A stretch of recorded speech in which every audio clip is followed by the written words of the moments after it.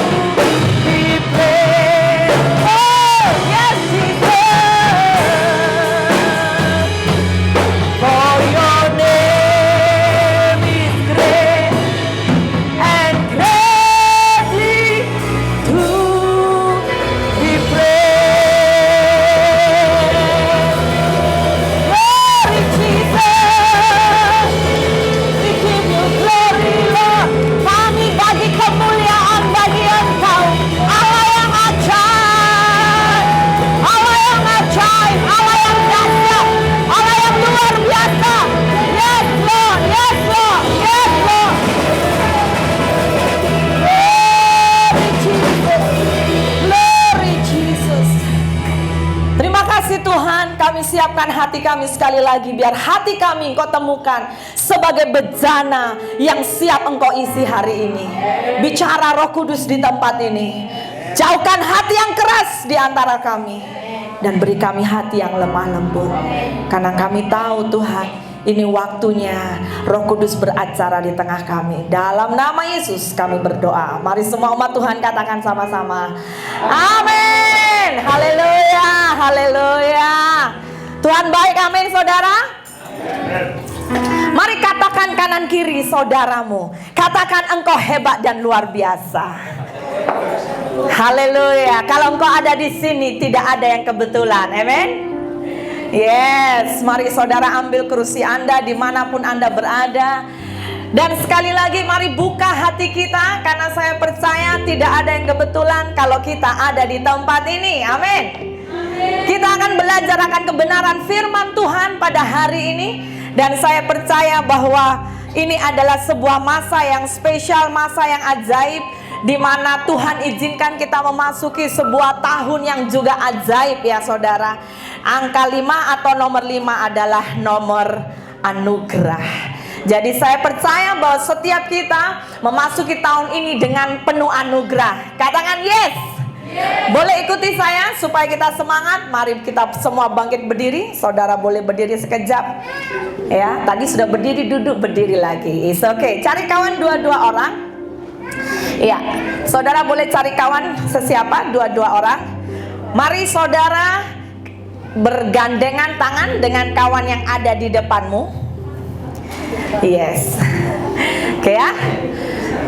Dan berhadapan. Ya, kalau boleh berhadapan, bukan bergandengan tangan saja. Alright. Sudah? Katakan buat orang yang ada di depanmu, katakan, tahukah engkau tujuan engkau dilahirkan di bumi? Ya, paham? Coba ulang lagi. Tahukah engkau tujuan Tuhan melahirkan engkau di bumi? Sekarang coba jawab sama-sama. Kalau tahu, kalau tidak jujur. Tahu nggak kamu dilahirkan di bumi? Apa tujuannya engkau dilahirkan di bumi? Apakah engkau tahu tujuannya engkau dilahirkan di bumi? Tahu? Tahu ya? Yang jawab tahu tadi angkat tangan. Tak apa, tidak mendapat hukuman, jangan takut. Yes, very good ya. Berarti ada yang tidak tahu ya. Oke, oke. Sekarang katakan kanan kiri. Mulai hari ini engkau akan tahu tujuan engkau dilahirkan di bumi. Katakan amin. Yes, tepuk tangan untuk kemuliaan Tuhan. Silakan duduk saudara. Hari ini kita akan belajar dengan satu tajuk ya saudara, yang Tuhan letakkan di hati saya. Saya berdoa agar setiap kita menangkap yang dari Tuhan. Dan berdoa, kalau ada yang kurang mengerti, berdoa minta Roh Kudus buat aku mengerti. Saya berikan satu tajuk, senang saja. Saudara angkat telunjuk jari saudara, buat macam saya. Katakan the one thing. Katakan the one thing. Katakan tunjuk kanan kiri, the one thing. Jadi hari ini kalau Anda keluar dari tempat sini, saudara ingat tunjuk satu ya. Ada satu perkara yang sangat penting, yaitu apa? Sebelum kita dipanggil Tuhan, kejar tujuan Tuhan dalam hidupmu. Amin. Katakan kanan kiri, kejar tujuan Tuhan dalam. Yes, kejar tujuan Tuhan dalam hidupmu. Jangan kejar perkara-perkara yang tidak penting, tetapi kejar tujuan Tuhan dalam hidupmu. Saudara, saya mau bertanya, siapakah di antara saudara yang selama ini, boleh buka ya slide, yang selama ini hidupmu dan saya itu, kita itu seperti membangun yang namanya istana pasir di tepi pantai. Siapa di antara saudara suka membangun? Kalau Anda pergi pantai bermain dengan pasir, Anda suka membuat yang namanya istana ya, dengan kawan saudara. Semakin tinggi saudara akan semakin begitu sangat happy. Saudara melihat bahwa ada kepuasan tersendiri. Dan gambaran seperti ini seringkali tanpa kita sadari, ini adalah gaya atau seringkali kecenderungan terjadi di dalam kehidupan bahkan orang yang sudah Kristen. Yaitu kita tanpa sadari, kalau kita tidak menangkap, sekali lagi topik hari ini, one thing, satu hal yang penting, yaitu apa? Kalau kita tidak mengerti apa tujuan Tuhan dalam hidup kita, maka kita akan seperti membangun istana pasir di tepi pantai. Ini adalah gambaran kehidupan di mana kita membangun atau kehidupan yang dibangun dengan ego kita. Dibangun dengan semua konsep pikiran-pikiran lama, pikiran tradisi yang bahkan tanpa kita sadari itu tertanam dan bertumbuh dari keturunan demi keturunan, dari generasi kepada generasi yang sekali lagi belum mengalami perjumpaan pribadi dengan Tuhan. Kita mengingat itu benar, kita mengingat itu betul, padahal itu bukan semuanya kebenaran. Atau gambaran dari yang namanya membangun istana di atas pasir ini seperti membangun kehidupan tanpa kita sadari dengan kesombongan kita, dengan kekuatan kita. Bahkan kita membangun semuanya dengan apa? Tujuan untuk apa? Harta duniawi. Nah saudara, ini semuanya ini sangat berbahaya. Karena apapun yang tanpa kita sadari, kalau kita membangun hidup kita dengan tujuan yang salah, one day, ya cepat juga nih, satu hati ya LCD-nya, very good. Maka istana pasir yang kokoh dan nampaknya wow, huge, and the end, ya, dia akan hanya kembali jadi pasir yang tidak ada apa-apanya. Sekarang mari kita akan belajar dari seorang yang bernama Paulus. Siapa yang sering dengar? Saya percaya orang Kristen paling sering dengar seorang yang bernama Paulus. Sebelum dia menjadi Paulus, dulu namanya siapa, saudara? Yes, Beza diganti Pi, ya. Saulus menjadi Paulus. Berarti itu menunjukkan sebetulnya ada sebuah perubahan. Nah, mari kita melihat dari sosok pribadi yang bernama Paulus, yang bagi gereja abad pertama itu sangat menggoncang dunia. Seorang yang sekali lagi kita tahu latar belakangnya, orang yang sangat semangat, bukan semangat yang bagus, tetapi semangat untuk menghabisi orang percaya. Orang yang dengan semua teologi yang dia hari itu miliki, dia membangun sebuah dasar. Dia ingat bahwa dia akan selesaikan yang namanya pertandingan supaya apa? Beraih sebanyak mungkin menghabisi orang-orang yang Kristen. Sampai satu kali ada titik perjumpaan dengan Tuhan. Dan saat dia mengalami perjumpaan dengan Tuhan, maka tujuan hidupnya berubah. Saudara, saya rindu agar ketika kita dengar ini, ya, sekali lagi jangan hanya sekedar news. Jangan sekedar hanya apa, saudara? Hanya sekedar berita, tapi masukkan sampai ke relung jiwa dan hati kita. Sekali lagi, saya tidak tahu berapa lama setiap kita sudah mengikut Yesus. Ada di sini yang mengikut baru kenal Yesus atau sudah menerima Yesus di bawah 5 tahun? Ada? Ya, ada. Di atas, di bawah 10 tahun. Di bawah 10 tahun. Di bawah 10 tahun. Wah, berarti semua di atas 10 tahun. Katakan kanan kiri, you are awesome, you are wonderful. Ya, di atas 10 tahun. So, saya berdoa agar setiap kita jadikan ini yang pertama. Kalau Anda belum punya tujuan hidup, jadikan ini tujuan hidup saudara. Kalau Anda sudah, biar ini menjadi komitmen yang baru. Yaitu apa? Mari buka bersama kita Filipi pasal yang ketiga. Saya sudah tulis di slide juga. Saya menjemput kita baca dengan kuat-kuat, ya. Filipi 3 ayat 13 hingga 14. 2, 3. Saudara-saudara, aku sendiri tidak menganggap bahwa aku telah menangkapnya, tetapi ini yang kulakukan. Kuat, aku melupakan apa yang telah di belakangku dan mengarahkan diri kepada apa yang ada di hadapanku, dan berlari-lari kepada tujuan untuk memperoleh hadiah, yaitu apa? Amin, amin. Saudara, ini adalah tujuan hidup dari Paulus. Ketika Paulus sudah mengalami perjumpaan hidupnya dengan Tuhan, maka Paulus membuat sebuah kesimpulan yang seperti dia itu bermain yang namanya bol, ya saudara. Dia mau tendang, push gitu ya. Saya berdoa biar ini juga menjadi tujuan kita. Dia berkata, aku melupakan apa yang telah di belakangku dan mengarahkan diri kepada apa yang di hadapanku, dan berlari-lari kepada tujuan. Dalam terjemahan Inggris, ya, dia ada satu perkataan saya suka dan saya ambil ini, saudara, menjadi basic tajuk saya. Mari buka.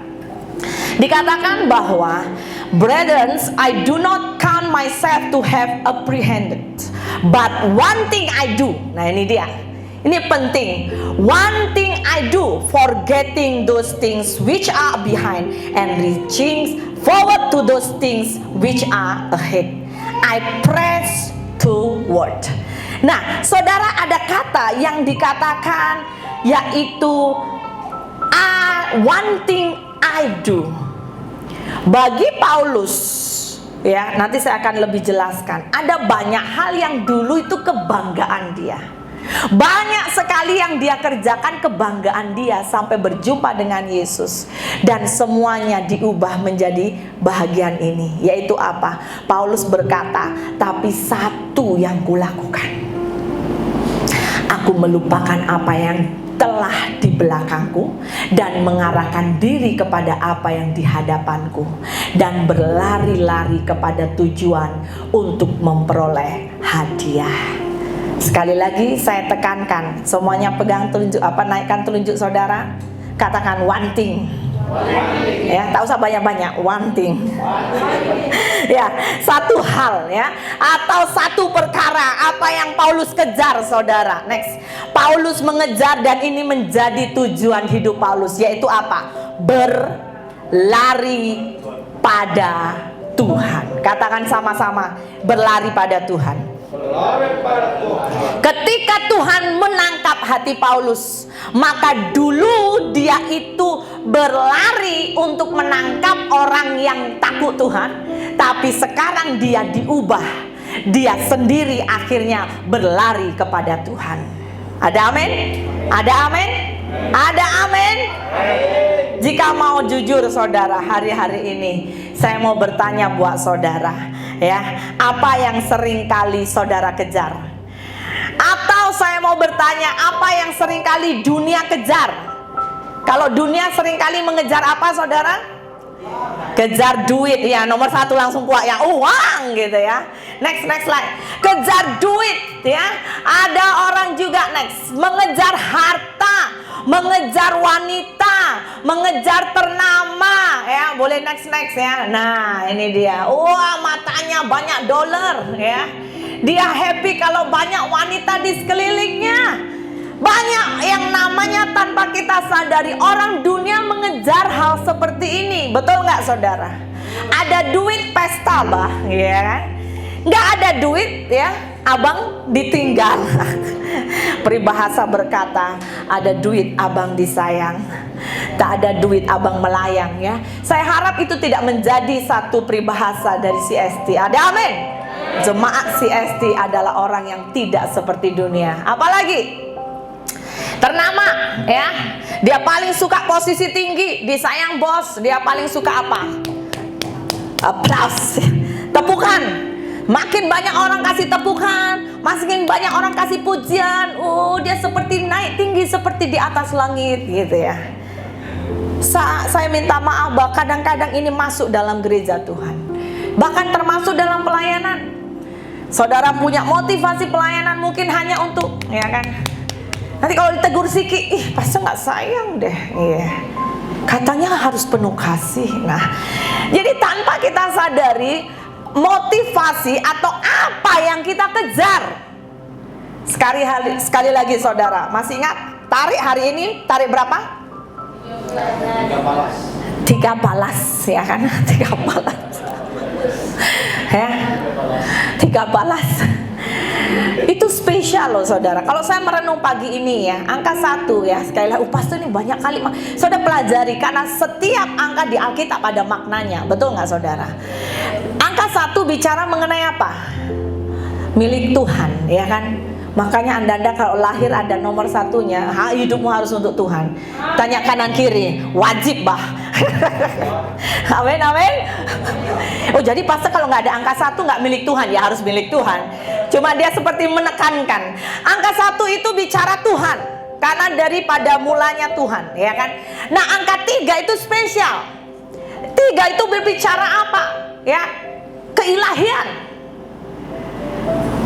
Tuhan kita Allah Esa, tapi Tritunggal.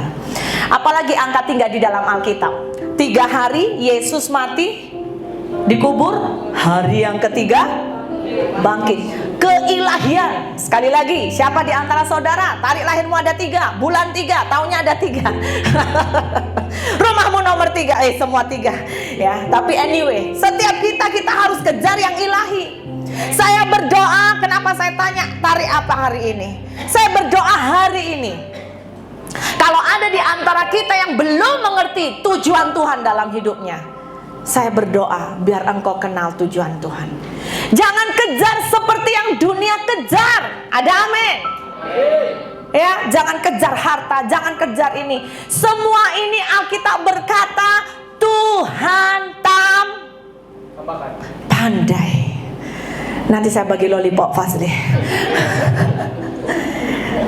Matius 6:13 apa saudara? Carilah dahulu dan maka hidup ini ada sebab dan akibat. Maka engkau akan menerima akibat ketika kita melakukan sebab dia. Sebab dia apa? Selalu perintah Tuhan. Mari saudara, dunia memikirkan hal seperti ini, tapi saya berdoa agar setiap kita jangan seperti ini. Amin. Karena semuanya itu apa? Wah, sia-sia. Tanpa Yesus semua itu sia-sia. Dan one day akan menjadi hal yang mengecewakan kalau sampai kita bahkan sampai meninggal, kita sampai meninggal pun masih belum mengerti apa tujuan hidup kita. Itu sangat menyedihkan. Yesaya 55 ayat 2 berkata, saya tulis ya, saudara perhatikan. Yesaya 55 ayat 2, mari baca 2, 3. Mengapa? Mengapa kamu belanjakan uangmu untuk sesuatu yang bukan roti, dan upah jerih payahmu untuk sesuatu yang tidak menyenangkan? Saudara, di sini roti dia bukan bicara mengenai hanya roti gardenia ya, roti secara jasmani, bukan. Tetapi roti di sini bicara mengenai sebuah hal yang ilahi. Ini bicara mengenai roti hidup. Siapa? Menunjuk kepada Yesus. Di sini dikatakan, mengapa kamu hanya belanjakan uangmu untuk sesuatu yang bukan untuk yang ilahi. Jadi di sini sebetulnya Tuhan mau mengingatkan, menjadi kaya itu baik atau tidak? Boleh atau tidak? Boleh. Ketika kita sadar kekayaan, kita akan pakai untuk apa? Untuk yang ilahi, untuk memuliakan Tuhan. Ada amin? Sebab apa yang kita kejar itu sudah bukan kekayaan lagi, kekayaan tambahan, dan yang kita kejar adalah Tuhan. Makanya Anda janganlah sangat-sangat takut ya. Takut apa? Takut kekurangan. Takut, oh kurang sana, kurang sini. Mungkin ini saatnya Tuhan mau kau kejar dia lebih lagi. Ada amin? Kasih katakan kanan kiri ya, ini saatnya kejar Tuhan lebih lagi. Amin. Amin. Karena pada dasarnya saudara sangat berbeza. Ketika satu kali saya pernah melayani orang miskin itu beza loh saudara. Saudara kasih makanan sederhana saja, mereka akan makan dengan wah. Kita yang memberi sukacita tak? Coba saudara pergi kasih makanan, gak usah yang ini, nasi lemak pada anak orang kaya, maka saudara melihat saja mungkin gak gairah.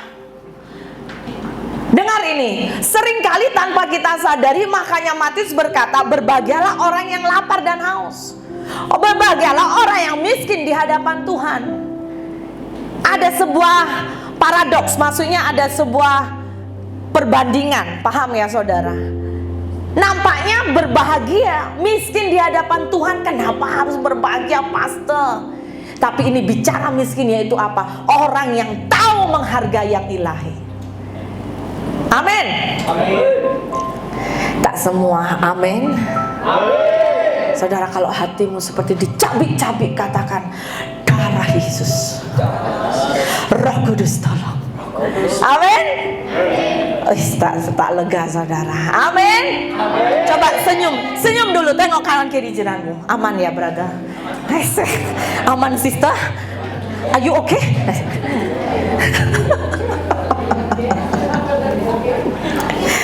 Satu kali saya teringat ketika Tuhan menampakkan diri memberi sebuah pewahyuan kepada Yohanes di Patmos. Hari itu malaikat memberi seperti gulungan kitab. Siapa yang sudah baca kitab Wahyu? Dan hari itu Alkitab berkata apa? Pahit. Ada kalanya yang namanya firman itu ada kalanya pahit. Ada kalanya firman memang perlu memotong sesuatu dalam diri kita, tetapi itu baik bagi jiwa kita. Kasih high five dulu kanan kiri. Sepakat ya bro? Sepakat ya sister? Saya mengasihi saudara, amin. Masih ingat hari ini 13 Julai 2025 ya. Siapa tahu ada sesuatu yang terjadi, at least hari ini kita dengar firman ini. Amin. Mari tangkap tujuan hidup kita supaya tidak salah. Jadi seperti kembali tadi, kita jangan seperti dunia mengejar yang sangat-sangat sia-sia, saudara. Ya, seringkali kita mau berpikir bahwa wah, kita itu pikir karir yang hebat, bisnis yang hebat itu membuat kita sepertinya sudah mencapai ke puncak. Saya berkata seringkali, tapi tanpa disadari itu sebenarnya tidak cukup. Betul nggak? Di antara saudara sudah dapat, contohnya dulu hanya dapat 1.000, engkau rindu, oh Tuhan kasihlah 10.000. Sudah dapat 10.000, saudara percayalah, saudara akan terus belum. Saudara akan merasa belum cukup, betul? Saudara dulu, aduh saya jalan kaki, Tuhan berilah saya motor, sudah dapat motor, and then engkau tidak cukup, betul nggak? Habis itu minta, Tuhan at least beli kereta, Tuhan panas lah Tuhan. Kalau pergi gereja nih ya, sudah letak parfum, habis sudah kena angin di luar. Ya Tuhan kasih kereta. Cukup nggak? Selalu nggak cukup. Nanti saudara lirik kawan saudara, ih ini kereta dia 3 tahun selalu ganti. Aduh ini. Setiap kita manusia selalunya di dalam kedagingan kita terdesain sesuatu yang tidak pernah cukup. Selain apa? Satu kali akan ada kecukupan yang dari Tuhan. Termasuk kalau engkau yang haus punya yang namanya relationship, sebuah hubungan. Engkau berharap hubunganmu kalau aduh Tuhan, pasti kalau udah nikah nih bahagianya luar biasa. Betul nggak? Ya.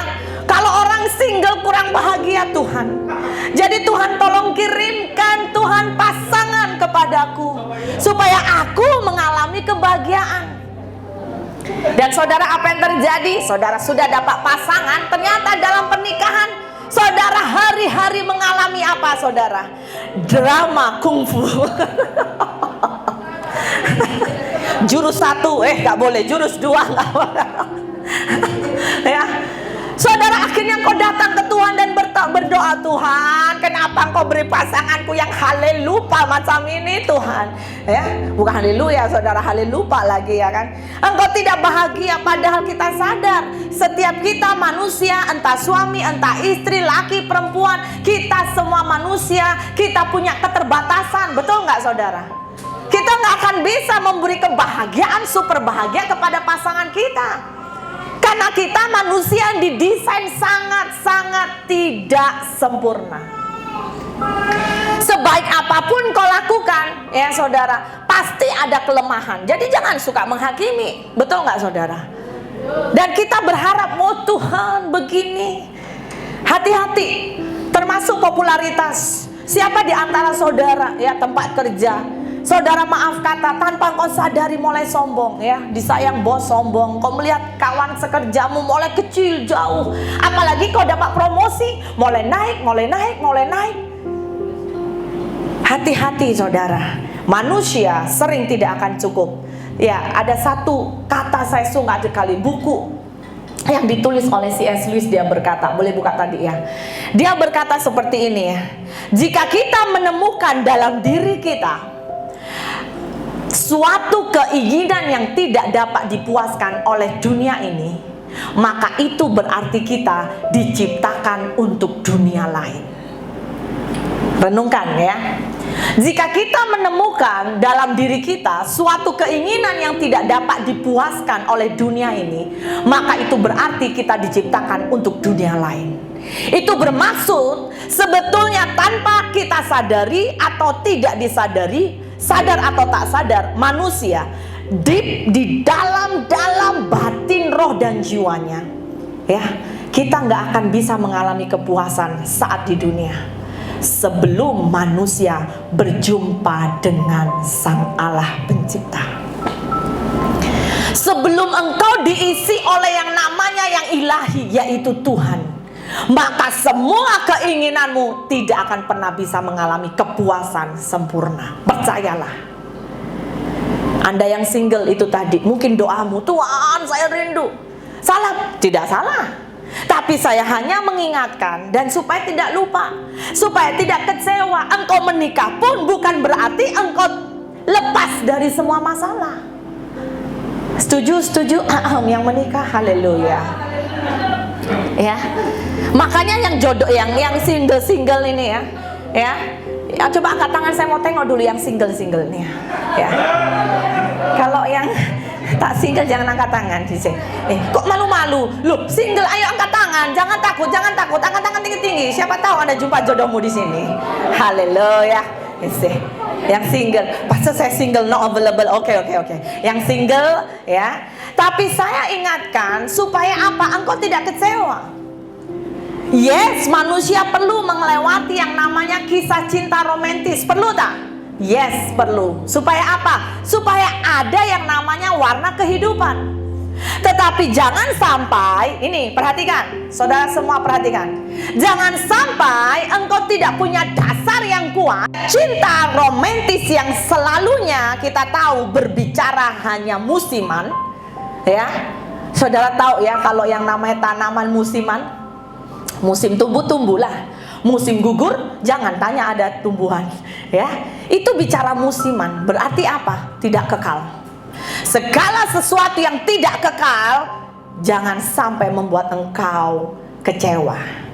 Kalau engkau tidak punya dasar, salam kanan kiri, harus ngerti bah ya. Amin. Jadi saya mau bertanya, apa satu hal yang Anda kejar selama ini? Apa yang menjadi tujuan hidupmu? Ya, karena apa? Tuhan rindu kita mengerti kehendak Tuhan agar kita tahu tujuan hidup kita. Ya, sekali lagi tadi saya bertanya mengenai yang single. Anda yang single, ya, siapa yang single yang bahkan rindu untuk jumpa jodoh, kecuali yang nggak menikah ya. Anda yang rindu jodoh, ya, bagaimana saudara punya atau kerinduanmu berjumpa dengan jodohmu? Bahkan jodoh yang bukan sembarangan, tapi jodoh yang tepat, yang dari Tuhan.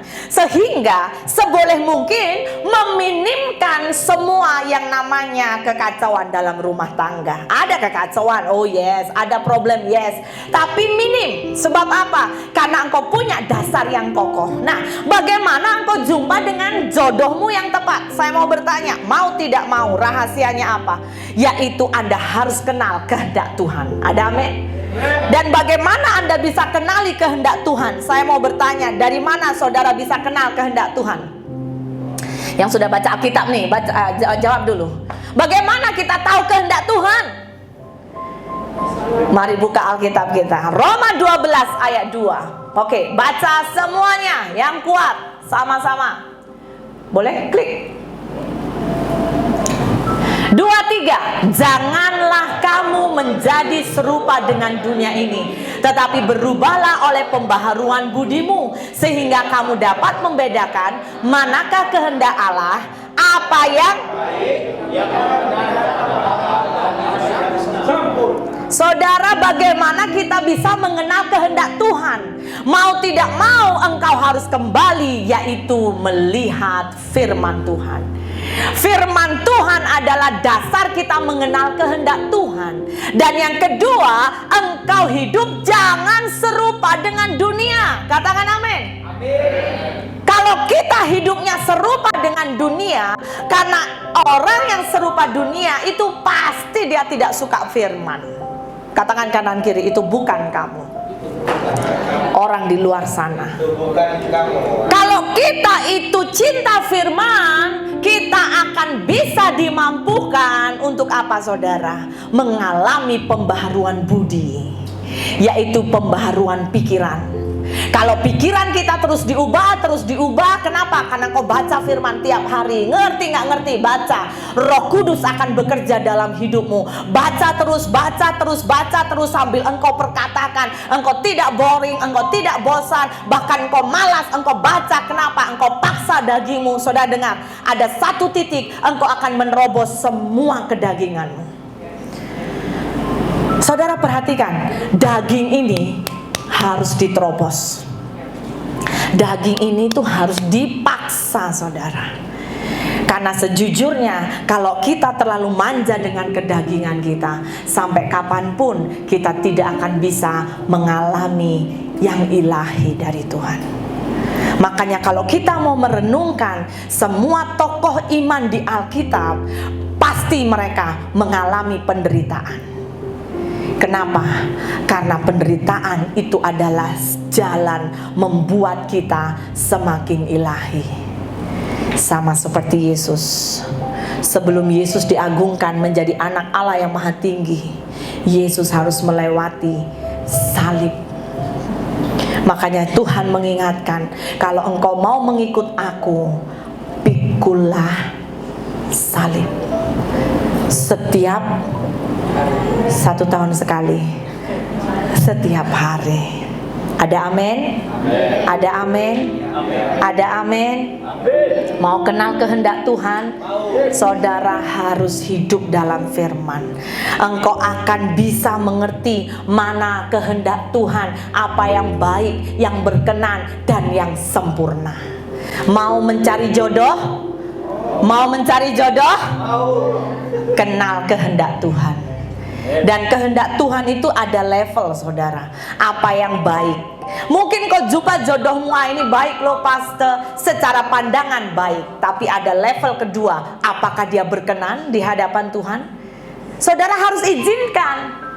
Nanti kalau sudah berkenan atau tidak, nah yang ketiga nih, yang ketiga sebelum yang namanya Anda ketuk, contohnya kalau di pengadilan ya, buat keputusan, tong menikah dengan dia, yaitu apa? Apakah yang sempurna yang dari Tuhan? Karena seringkali pikiran kita bukan pikiran Tuhan. Percayalah saudara, seringkali saya menjumpai orang-orang yang pernah dan share bagaimana dituntun Tuhan berjumpa pasangan hidup. Seringkali itu mengalami yang namanya perkara yang di luar logika. Karena kalau di dalam logika itu biasa. Katakan kanan kiri, itu biasa. Dia pacar saya lah, dia baik lah, dia setia lah. Tanpa engkau sadari, lepas engkau menikah dengan dia, pada tahun yang pertama saja engkau akan melihat the original who is he, atau who is her. Wow ya, banyak wow-wownya. Salam kanan kiri, tetap kuat.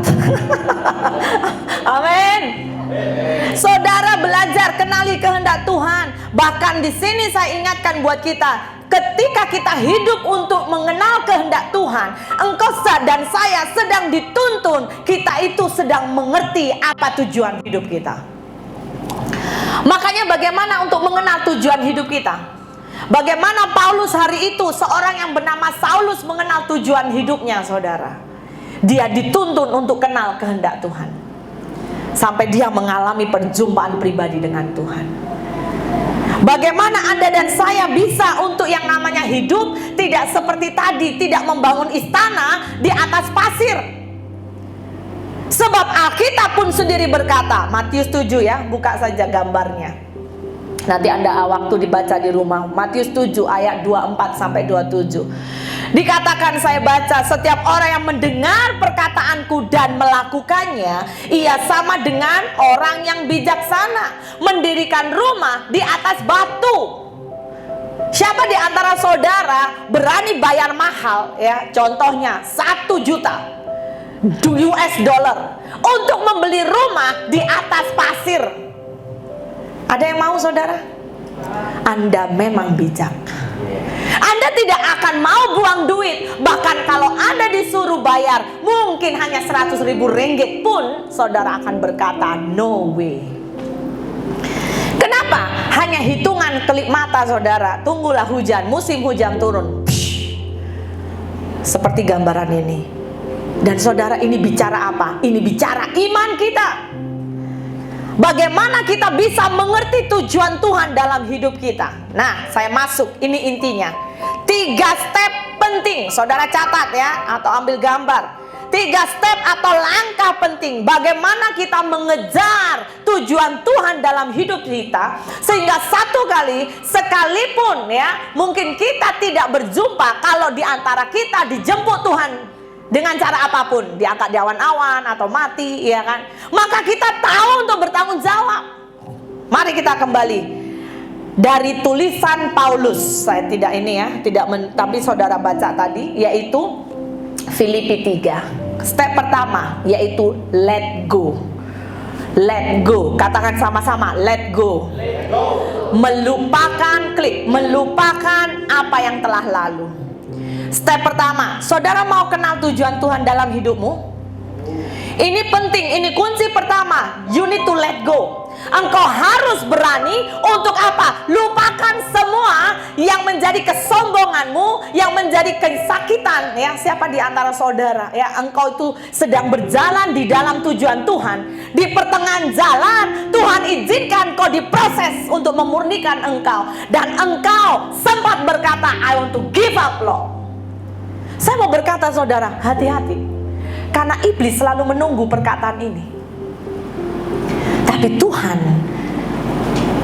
malaikatnya, tokoh iman yang Ibrani berkata seperti saksi di awan, menangis kalau engkau mundur. Lupakan, katakan sama-sama, lupakan. Lupakan yang telah lalu. Belajar lupakan yang telah lalu. Sekali lagi, apapun yang negatif yang diizinkan masuk di dalam hidupmu, engkau alami, lupakan.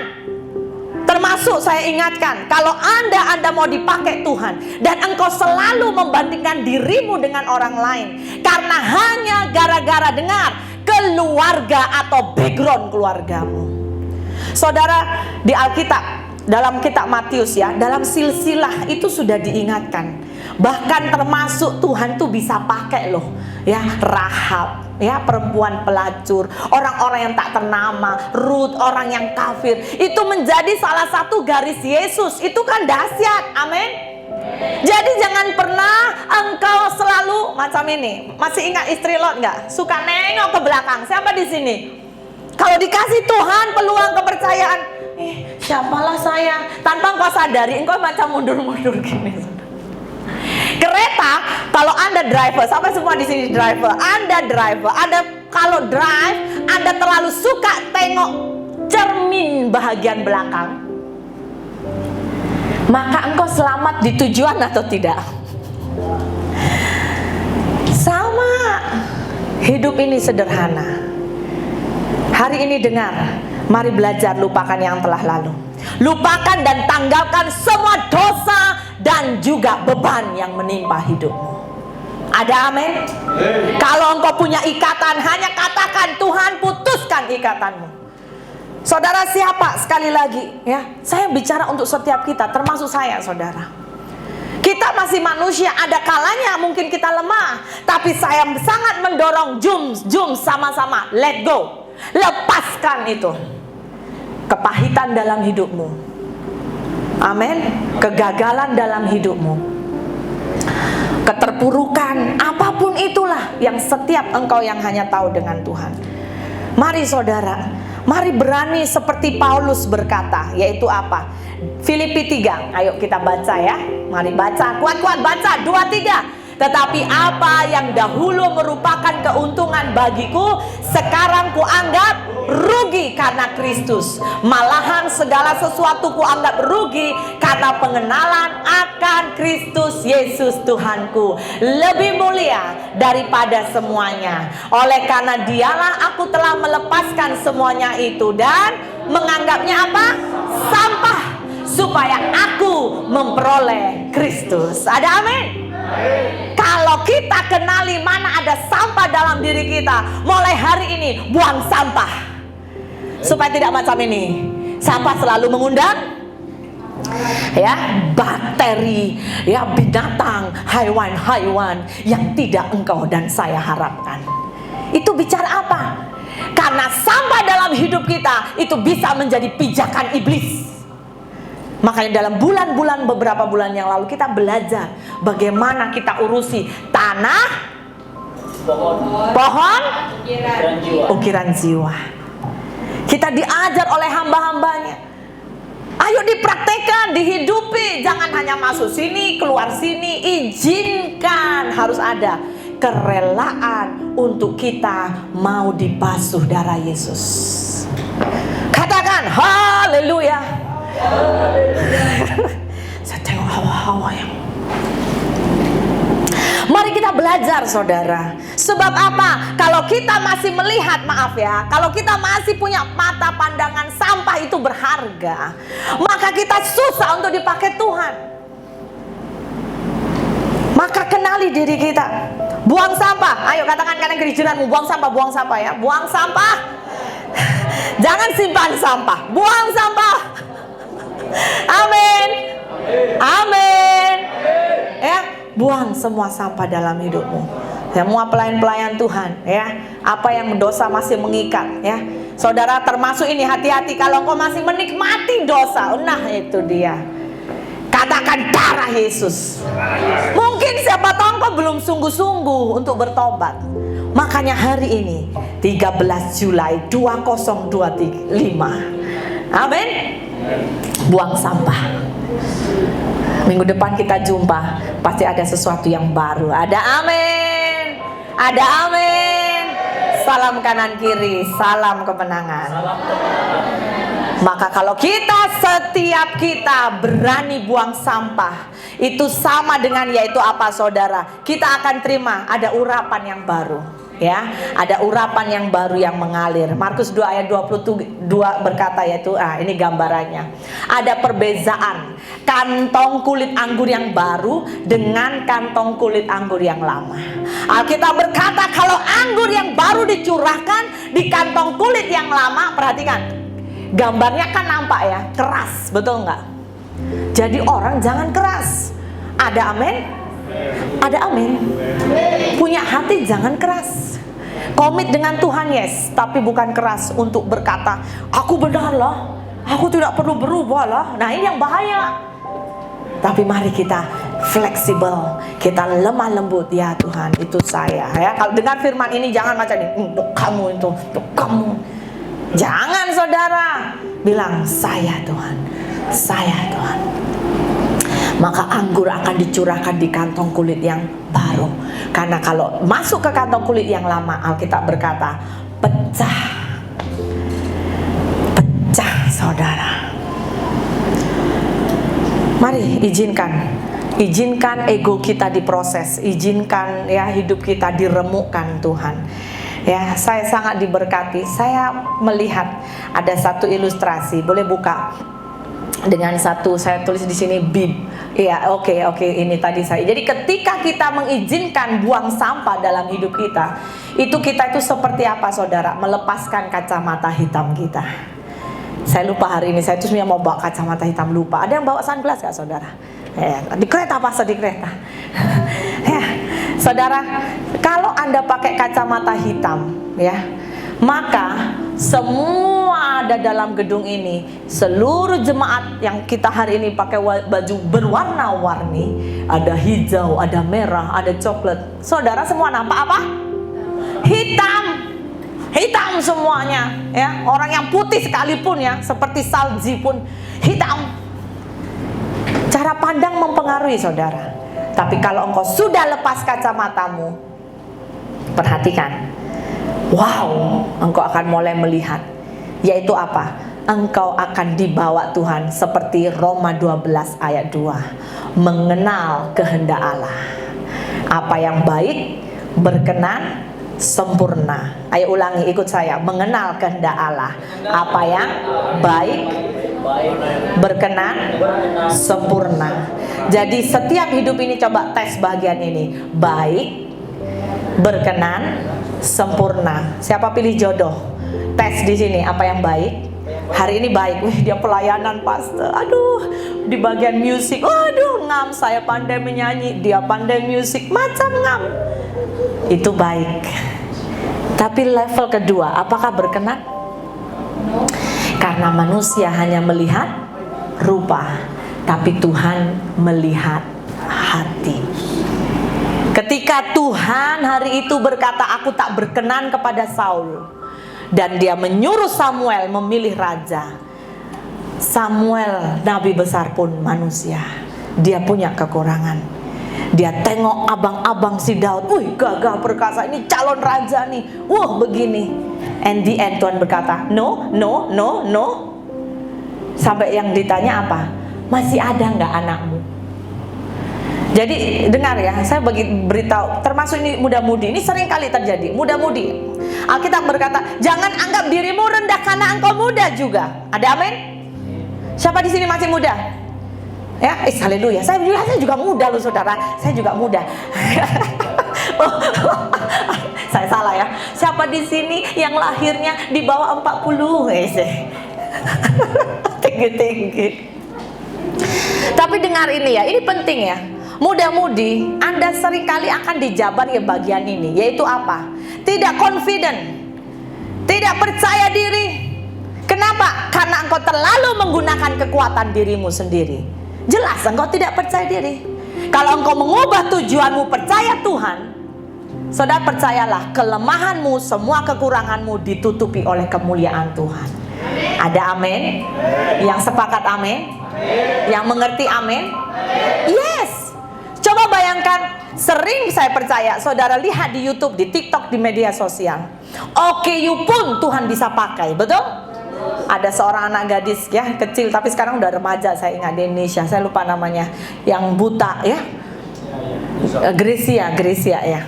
Tapi Tuhan kasih talenta, menyanyi sambil main piano, banyak orang diberkati. Apakah dirinya terbatas? Tidak. Kenapa? Karena dia punya gambar diri benar sesuai dengan firman. Siapa di sini yang punya kelemahan sana sini? Saya melihat puji Tuhan dalam anugerah. Semua kita sempurna, betul? Tengok kanan kiri, wih lengkap bah. Ya. Kalau sudah lengkap, dikasih Tuhan kesehatan, dikasih Tuhan kekuatan, masih adakah alasan saudara tidak bisa melayani Tuhan? Katakan kanan kiri, no way. Ya mulai hari ini no way ya kan? Kenapa? Bangun tidur nafas ya kan, nggak pakai oksigen ya. Saudara tahu kalau di hospital dulu zaman COVID ya saudara, imagine saudara. Di sini saya lihat anugerah. Di Indonesia ngeri saudara. Yang namanya botol oksigen nih ya, gas oksigen itu mahal hari itu. Biasa tidak terlalu mahal, kali itu mahal. Saya pernah satu kali pengalaman karena almarhum ibu saya. Hari itu ya, betul wah ngeri saudara. Covid sudah reda, tapi karena hari itu masih adanya ya siaga, standby. Mama saya sakit saudara, dan saya terbang, dan saya hari itu diizinkan melihat hari-hari yang luar biasa. Karena sempat dokter berkata no hope, dipulangkan, dan saya berkata tidak boleh pulang. Kenapa? Karena ada konsekuensi. Konsekuensi tidak ada oksigen, maka engkau harus beli oksigen setiap 30 menit. Dan kalau kita mau counting calculate berapa harga oksigen, dan saya berkata tidak boleh pulang, tapi mereka berkata harus dipulangkan. Akhirnya saudara sempat itu betul-betul pulang hanya dalam waktu 1 jam.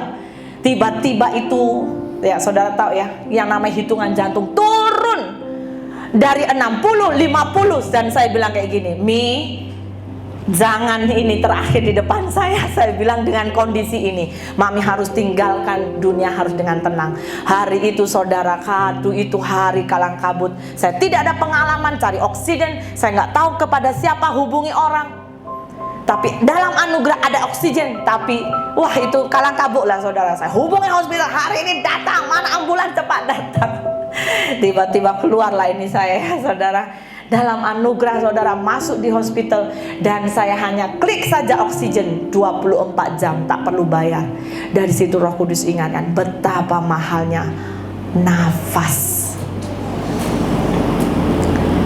Saya nangis hari itu saudara. Saya nangis bukan sisi lain apa yang terjadi mama. Saya nangis kenapa? Saya tuh menghargai nafas yang Tuhan berikan. Dan kalau saya mau share saudara, saya tidak pernah regret habiskan masa muda saya untuk Tuhan. Makanya seringkali saya jujur ya melihat masa muda, orang-orang muda hidupnya maaf kata dibuang, dihabisi, membazir. Bahkan dulu saya pernah saudara melayani di Sumatera. Kami melayani, ada youth kami sering datangi, kami sering doakan, kami sering dorong, kamu sehat, kamu kuat, dan dia cukup bagus anaknya, pandai. Tapi tidak pernah mau melayani, dan maaf kata karena terlalu pandai mungkin sombong, nakalnya luar biasa. Tahu apa yang terjadi? Singkat cerita ya, dia sangat muda tapi accident saudara. Dipanggil Tuhan on the spot. Saudara, saya mau bertanya, kalau Anda di posisi dia, bagaimana dia mempertanggungjawabkan hidupnya. Dia itu masih muda, masih kuat, tidak tahu tujuan hidupnya. Bahkan terlebih saya sering salut melihat, maaf kata, orang yang lemah tapi hidup bagi Tuhan. Di hospital hari waktu saya melawat, maksudnya menjaga almarhum mama saya hari itu. Karena hari itu dalam satu bilik ada 2 orang, dan 1 orang ini dia sangat kesakitan juga. Ahli keluarganya tidak menengok ya. Waktu mama saya dalam kondisi tenang, saya melirik, saya tengok dia, singkat cerita, saya sharing, saya cakap, sedih sekali. Kenapa? Orang nggak ada Tuhan. Kalau saya melihat mama saya sudah dalam Tuhan, saya bilang anytime nih, yang penting kami kumpul seluruh keluarga besar, kami lepaskan, yang penting mami jangan ada kepahitan, mari pulang dengan anugerah dan sukacita. Tapi orang nggak kenal Tuhan, bagaimana hidupnya?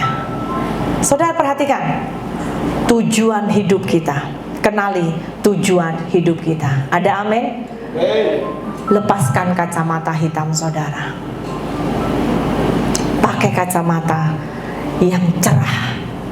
Engkau akan boleh mengenal kehendak Tuhan. Jangan habiskan masa mudamu sejujurnya hanya dengan yang tadi seperti awal-awal yang dunia sering cari.